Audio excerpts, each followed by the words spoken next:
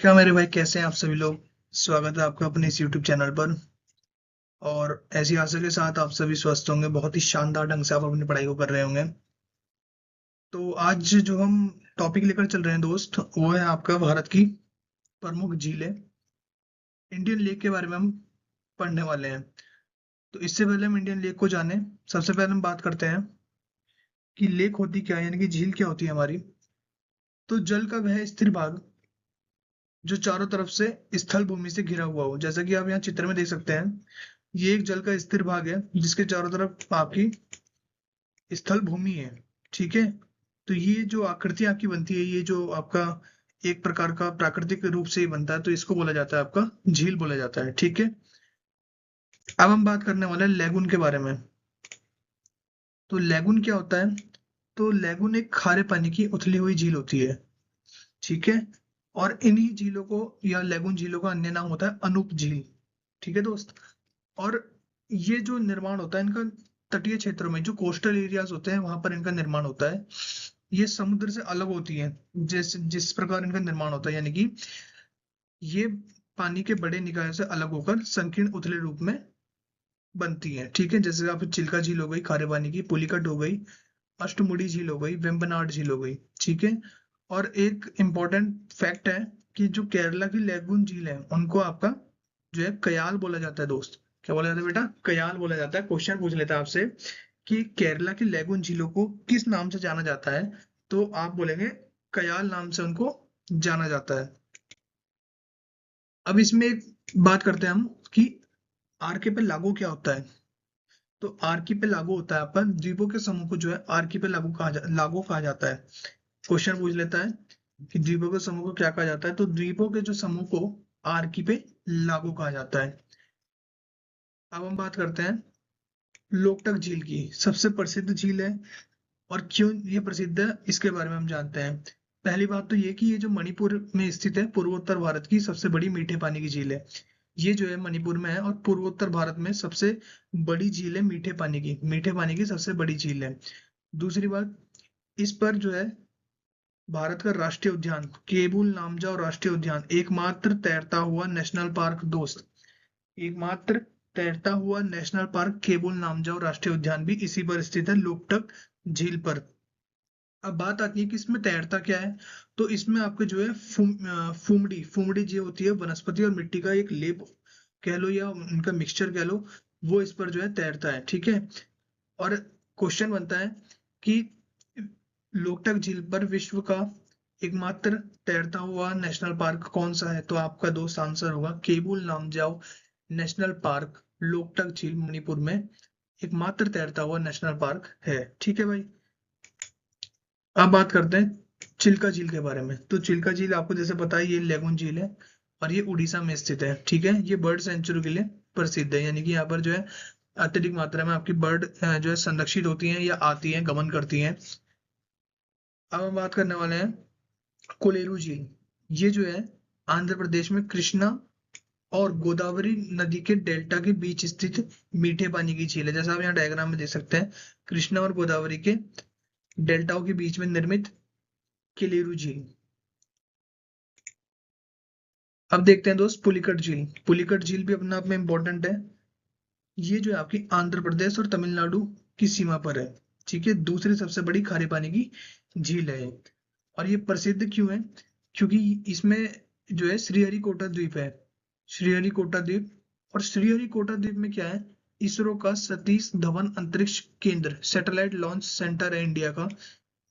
सतीश धवन अंतरिक्ष केंद्र, जैसा आप फोटो में देख सकते हैं, ये आपकी झील हो गई और इसके साइड में ये आपका इसरो का सैटेलाइट लॉन्चिंग पैड हो गया। ठीक है। इसलिए आपका प्रसिद्ध है पुलिकट झील। वेम्बनाड झील के बारे में बात करते हैं दोस्त। यह केरला में स्थित है, भारत की सबसे लंबी झील है वेम्बनाड झील। वहीं अगर बात करते हैं लोनार झील के बारे में, तो यह महाराष्ट्र के बुलढाना जिले में स्थित है और इसका जो निर्माण हुआ है वो उल्का पिंड से के गिरने से बनी क्रेटर झील है दोस्त। ये आपकी क्रेटर झील, जैसा आप डायग्राम में देख रहे हैं, इसकी जो आकृति है एक बड़े विशाल उल्का पिंड के गिरने से बनी हुई है। ठीक है भाई। ये जो एक इसकी जो आकृति है ये एक विशाल उल्का पिंड के गिरने से बनी हुई है। और जो उल्का पिंड के गिरने से बनी हुई है तो इसको बोला जाता है क्रेटर झील। और ये कहाँ पर है? महाराष्ट्र के बुलढाना जिले में। कौन सी झील? लोणार झील। अब बात करते हैं भाई चोमलाहमू झील। जो चोमलाहमू झील है सिक्किम में स्थित है, भारत की सबसे ऊंचाई पर स्थित झीलों में से एक झील है। वहीं अगर बात करते हैं रूपकुंड झील, तो रूपकुंड झील के बारे में, इसको जो है कंकाल झील भी बोला जाता है, रहस्यमय झील भी बोला जाता है। ये उत्तराखंड में स्थित है। अब इसको रहस्यमय झील बोला क्यों जाता है उस पर ज्यादा बात करते हैं। यहाँ पर जो है 100 से ज्यादा अस्थि पंजर मिले थे, मानव कंकाल मिले थे 100 से ज्यादा। ठीक है, उनके साथ क्या हुआ यह पता नहीं चला। जैसा आप यहाँ फोटो में देख सकते हैं, ये आपकी रूपकुंड झील है और ये आपके मानव कंकाल अस्थि पंजर है, वहां पर ये मिले थे। ठीक है, इसको कंकाल झील भी बोला जाता है। यह उत्तराखंड में स्थित है। अब हम बात करते हैं गोकुर या गोकुल झील। ऑक्सबो लेक क्या होती है? तो भाई ऑक्सबो लेक जो है आपकी बनती है घुमावदार झील के कारण। जैसे कि किसी नदी का मोड़ है, नदी के मोड़, या जिसे बोला जाता है आपका, कोई नदी बह रही है, जैसे कोई नदी इस प्रकार बह रही है, तो ये जो मोड़ है आपका, इनके एक कटाव, एक समय के बाद इनका कटाव के कारण, जिसको हम बोला जाता है विसर्प बोला जाता है इस मोड़ को। इसके कारण जैसे सांप की आकृति होती है तो उसी प्रकार की आकृति होती है। ठीक है, भारत की उदाहरण के लिए भारत की सबसे बड़ी मीठे पानी की झील बुल्लर झील इसी का एक उदाहरण है। ठीक है भाई, अब इसका जो निर्माण की प्रक्रिया होती है, ऑक्सबो लेक बनने की प्रक्रिया में घुमाव बनता है और जो कटाव होता है, यानी कि जो इसका घुमाव होता है ना, जो ये घुमाव होता है, इसका कटाव होने के कारण एक समय के बाद ये संकर होकर टूट जाता है और पुराना वाला मोड़ अलग होकर एक झील बना लेता है। जैसे हम यहाँ अगले चित्र में देखेंगे, ये देखिए दोस्त, ये नदी बह रही है। ठीक है, और ये है इसका विसर्प जिसको बोला जाता है मेनिएडर। ठीक है, ये है इसका विसर्प। अब क्या होगा कि एक समय के बाद ये जो ये वाला एरिया है, ये कटाव के कारण पूरा का पूरा हट जाएगा बीच से। यहाँ जो है, जो ये भूमि वाला इलाका है, ये हट जाएगा और ये पूरी की पूरी एक जो है झील का निर्माण हो जाएगा। ये पूरा का पूरा जो है एक झील का रूप ले लेगा ये। ठीक है दोस्त, ये पूरी की पूरी एक झील का निर्माण हो जाएगा। जैसे यहाँ देख रहे हैं, ये जो ये वाला जो हिस्सा है यहाँ पर, ये वाला हिस्सा, ये धीरे धीरे ये जो मृदा है इसका अपर्दन होगा, ये कटती रहेगी, संकरा होकर एक समय ऐसा आएगा कि पूरा का पूरा जुड़ जाएगा और ये पूरी की पूरी एक झील बन जाएगी। ठीक है भाई, इसको बोला जाता है ऑक्सबो लेक। अब हम बात करने वाले हैं पलाया झील। तो पलाया झील यह राजस्थान की लवणीय खारी झील है। ठीक है, इन्हें पलाया भी कहा जाता है, यानी कि राजस्थान की लवणीय खारी झीलों को पलाया कहा जाता है। जैसे आपकी सांबर झील हो गई, डिंडवाना झील हो गई, पंचभद्र झील हो गई और आपकी लूणकरणसार झील हो गई। गोविंद वल्लभ पंत सागर, यह आपके उत्तर प्रदेश के सोनभद्र जिले में स्थित रिहांद नदी पर निर्मित है। ठीक है, ये झील आपकी वहां पर स्थित है।